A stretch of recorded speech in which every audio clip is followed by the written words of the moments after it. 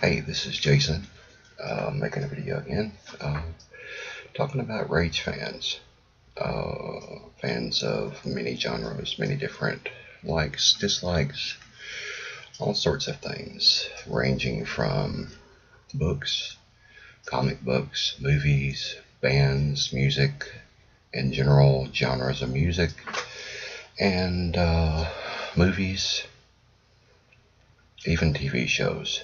Um, I'm not talking about just your general fan of general kinds of TV or whatnot, but the general fans that tend to over associate themselves with what they are particularly fond of.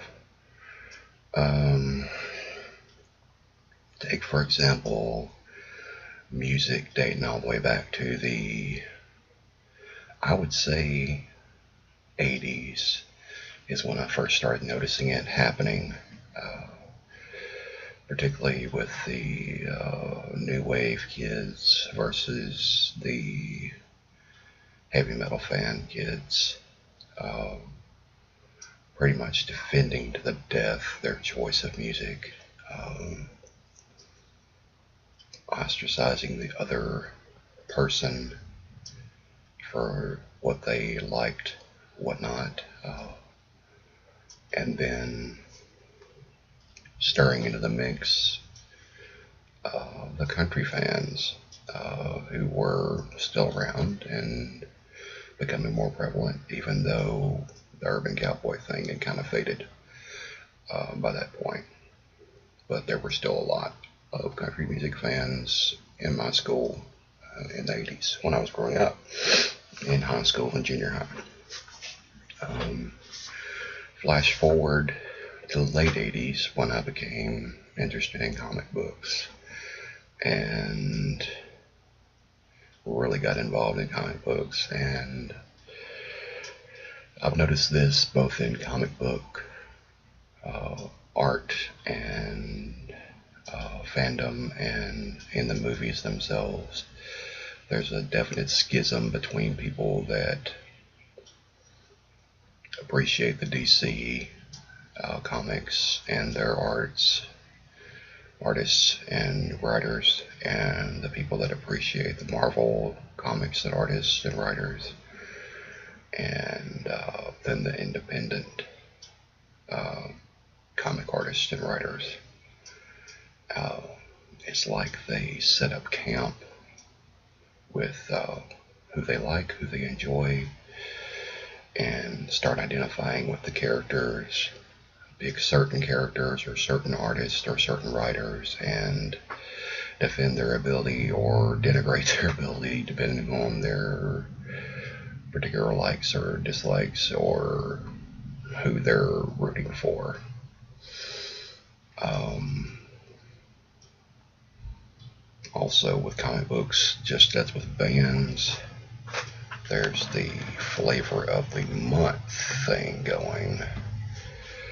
Uh, the Baskin Robbins deal where they rotate out a highlighted flavor seems to go on with comic books and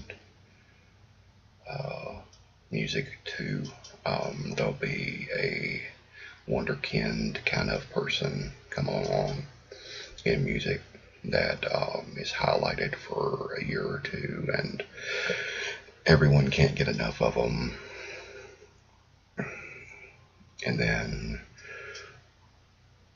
certain people, the people that just pay attention to what's the hottest thing, go on about their business. And then there's the diehard fans that are mystified that they're no longer part of the majority of people, in that they still like them, but they're not in the majority opinion anymore, but they still are defending to the death why they liked them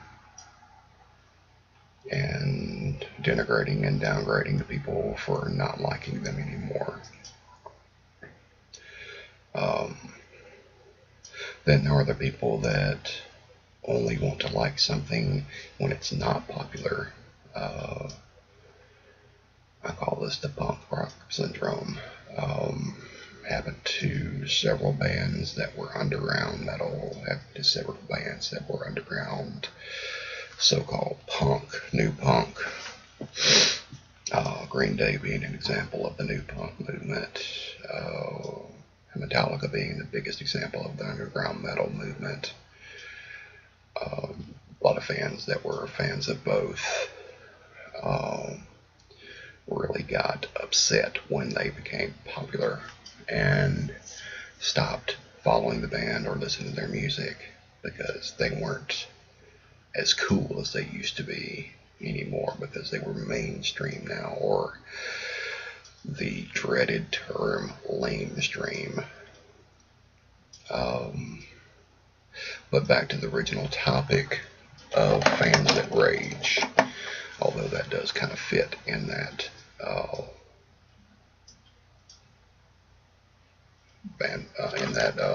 bailiwick, as in there are several movie series / book series that have developed a following that just seems mystifying to me, in that I don't really understand why the following is so ardent and passionate that they downgrade other fans or followers of other movies or series or anything, to the point to where they're turning off possible fans of of the work itself. Two that come to mind. One that turned me off from a series before I even had a chance to enjoy it was the Matrix series. I had a chance when it was still, before the sequel came out, when it was still kind of word of mouth about the video, when video first came out, and the people that were kind of preaching the gospel about the Matrix really and truly just poisoned the well for me, because they were claiming in one breath that it was revolutionary, and in the next breath that the movies that were coming out from China at the time were stealing and lifting ideas from the Matrix, when the Wachowski brothers themselves had admitted a great number of the techniques and ideas that they had for the Matrix came from Chinese filmmaking. So I think that's what kind of tore me about even becoming interested in the Matrix in the first place, is that it was developing a following of people that I really didn't want to be not associated with, but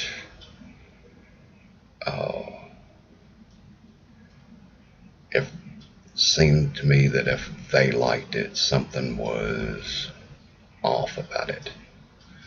Because when someone likes it that doesn't really understand where it's really coming from, then it's kind of appealing to a lower denominator, kind of along the same lines of what I was going to touch on next, which would be the Twilight series.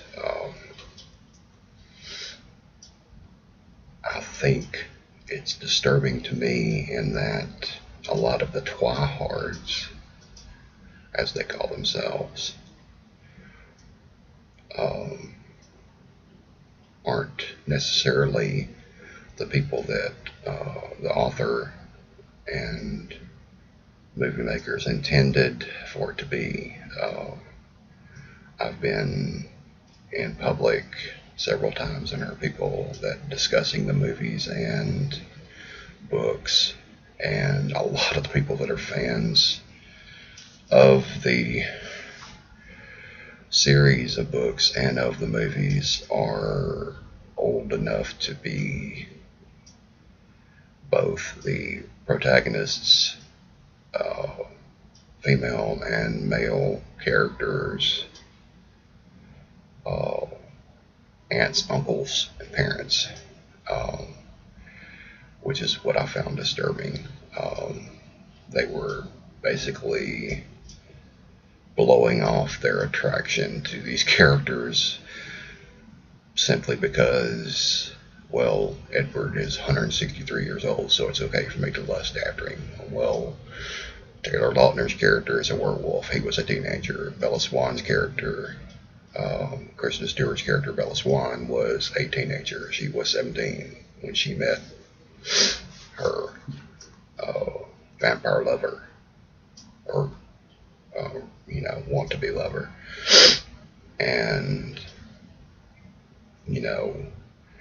it would be the same thing as me openly lusting after Britney Spears when she first arrived on the scene, and not being looked at as a pervert, just because his character is 163 years old doesn't change the fact that, in all appearances, he was made up to look like a 17-year-old guy in the movie, and he was passing for 17 as a student in high school. But these things all combine with the next topic, which is music. The bands that are disturbing me as far as their fan base, I won't mention by name. They know who they are. They have nicknames for their fans, and their fans embrace the nickname, even though it's very, very disturbing nickname for a group of barely post-pubescent, or barely pubescent rather, girls and adolescent girls. And that is their target audience.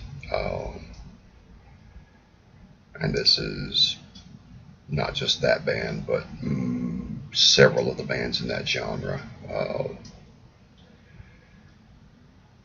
They've taken the androgyny and outrageousness of the 80s, kind of turned it on its ear, coupled it with the excesses and debauchery of the 70s, and added the don't give a crap, be a polite word, of the 90s and early 2000s, and just kind of ran with it.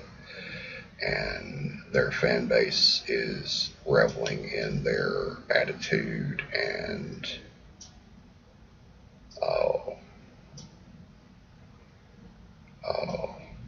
lack of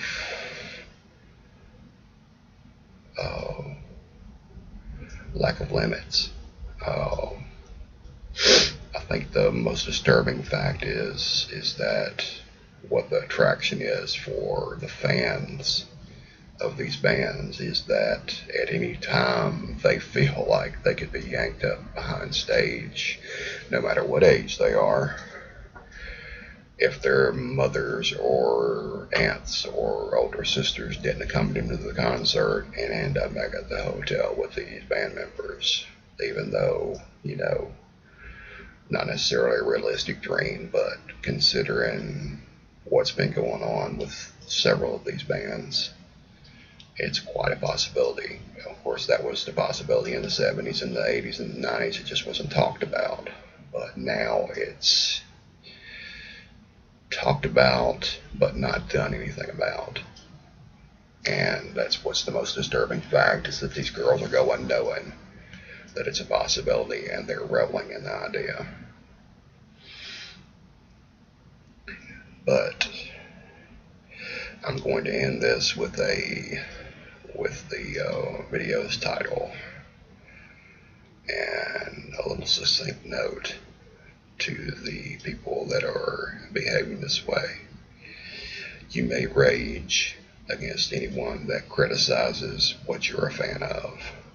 You may defend them. You may attack other people that aren't a fan or are a fan of something that you feel is in conflict with what you like.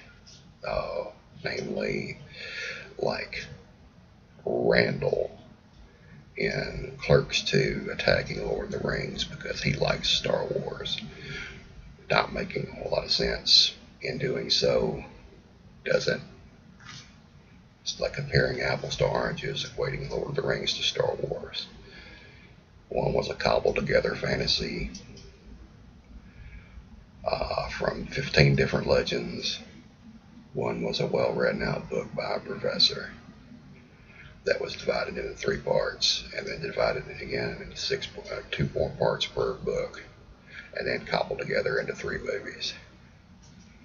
And changed all the heck, but it still turned out to be a good trilogy.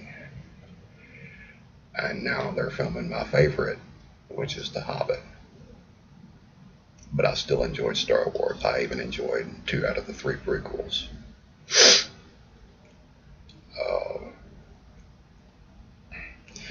My point being, you may rage. You may defend your band, you may defend your movie, you may defend your book series, you may defend your comic book character, comic book artist, comic book company, comic book whatever. You may attack the others that you don't like or feel are threatening your so-called chosen whatever. But you're putting yourself in a cage by limiting yourself to one thing that you like. It's kind of like that sports fan that goes around sporting a jersey and identifies with the team and says, we lost or we won. That person didn't win or lose or step foot on the field any more than any of the other 40,000 people that were there in support of the team, or any of the millions upon millions of people that watched the game on TV. He just wears a jersey, pays their salaries by supporting their merchandise rights and turning in on his TV to pay for the ads, to pay for their contracts. So you supporting them with your words and your purchases and your rage is putting you in a cage. You're limiting yourself by narrowing things down to one band, one book series, one movie series, one movie company, one book company, one comic book company. Enjoy everything, read everything, watch everything, enjoy what is good. Don't just pick one thing and go with it. If you like one style of music, that's great. But don't attack other styles of music just because you don't like them. Other people in the world do like them. Kind of like people that think that censoring is a good idea because they don't think somebody else should have the right to look at something or hear something or say something or read something. It's not really their place to decide for someone else any more than it is someone else's right to decide for them what they should do. We didn't give the right for the government to govern us and decide for us what the Constitution was. We decided what the Constitution was and told them what they could and couldn't do. That's the difference between us and the rest of the world. We told the government what they could do, and they have to deal with it. There's some politicians that aren't happy about that. There's some politicians that freely admit they aren't happy about that, that they wish they could do what they wanted to do. That doesn't mean they're right. And it doesn't make you right for trashing somebody else's opinion. I don't like those bands that I'm criticizing, but I'm no more right about saying you shouldn't listen to them. What I am saying is be careful what you do when you go listen to them live.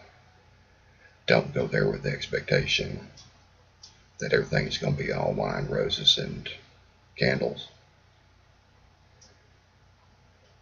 Might be a lot of wine, not going to be a whole lot of roses and candles. This is Jason saying have a nice day, and I hope you're safe and well and happy.